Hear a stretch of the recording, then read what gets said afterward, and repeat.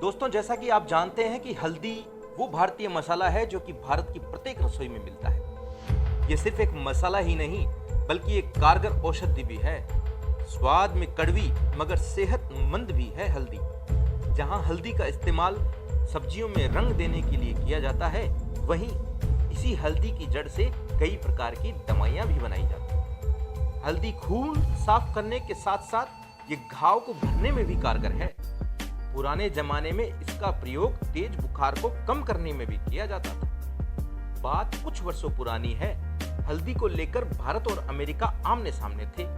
दरअसल अमेरिका ने यह मानने से इनकार कर दिया था कि हल्दी भारतीय है। तो क्या था ये पूरा मामला?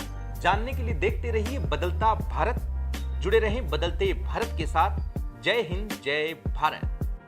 US patent and trademark office यानी पीटीओ ने 1994 में मिसिसिपी यूनिवर्सिटी के 2 रिसर्चर सुमन दास व हरिहर कोहली को हल्दी के एंटीसेप्टिक गुणों के लिए पेटेंट दे दिया था। इस पर भारत ने आपत्ति जताते हुए भारत की scientific and industrial research CSIR ने कोर्ट में मुकदमा किया। भारत ने दावा किया कि हल्दी के एंटीसेप्टिक गुण भारत के पारंपरिक ज्ञान में आते हैं और इसका जिक्र भारत के आयुर्वेदिक ग्रंथों में भी है। इसके बाद पीटीओ ने गलती मानी और अगस्त 1997 में दोनों का पेटेंट रद्द किया। CSIR ने अमेरिका के दावे का इनकार करते हुए कहा कि हल्दी पिछली कई सदियों से भारत में रोगों के इलाज में इस्तेमाल की जा रही है।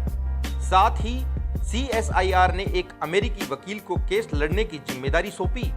$15,000 खर्च कर डॉक्यूमेंट पेश किए, जिससे ये सिद्ध हो गया कि हल्दी सिर्फ भारतीय है।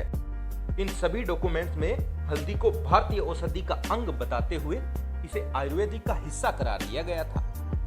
भारतीय वैज्ञानिकों की तरफ से कहा गया था कि पहली बार अमेरिका में इस तरीके की बातें हो रही है, जिसमें एक विकासशील देश से उसकी पारंपरिक औषधि को छीनने की कोशिशें की जा रही है। अमेरिका इससे पहले भी कई बार भारतीय उत्पादों पर अपना हक जुटा चुका था। अमेरिका को मिली हार पर CSIR के तत्कालीन डायरेक्टर रघुनाथ मसालेकर ने कहा था कि इस केस की सफलता के दूरगामी परिणाम देखने को मिलेंगे। खास तौर पर पारंपरिक ज्ञान की सुरक्षा की दिशा में यह न सिर्फ भारत बल्कि थर्ड वर्ल्ड कंट्रीज के लिए भी फायदेमंद होगा।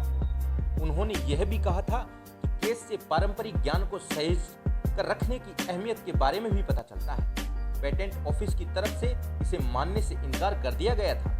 मसलेकर ने का कहना था कि हल्दी की एक लड़ाई वित्तीय वजह से नहीं लड़ी गई बल्कि देश के गौरव के लिए लड़ी गई। दोस्तों, ऐसे ही गौरवशाली इतिहास के बारे में जानने के लिए जुड़े रहिए बदलता भारत के साथ। फिर से जय हिंद, जय भारत।